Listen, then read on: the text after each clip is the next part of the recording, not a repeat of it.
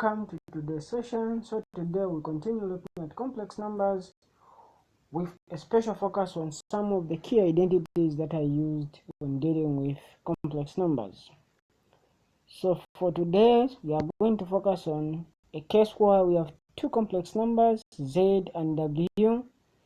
So if Z and W are basically equals, what this implies is the real part of Z and W, which is A and C, are basically equal, and the imaginary parts of Z and W should also be equal.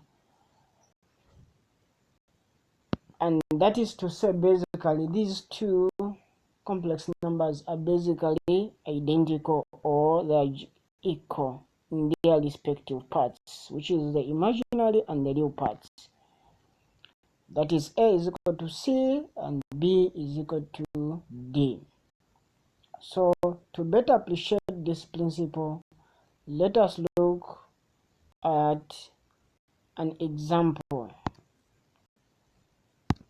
So an example that we have on the screen, so we have this example which leads basically find the value of x, find the values of x and y given that 2x plus j3y is equal to 6 plus j15. So again, we are going to use the same principle where we are saying the real parts should be equal respectively. So to the left hand side we have 2x as the real part, then from the right hand side we have 6 as the real part. Then again this gives us equation 1. Then to the left we have 3y as the imaginary part.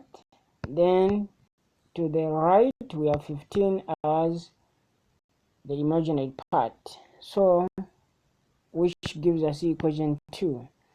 So this one basically becomes even simple. To solve for x, we divide by 2 throughout.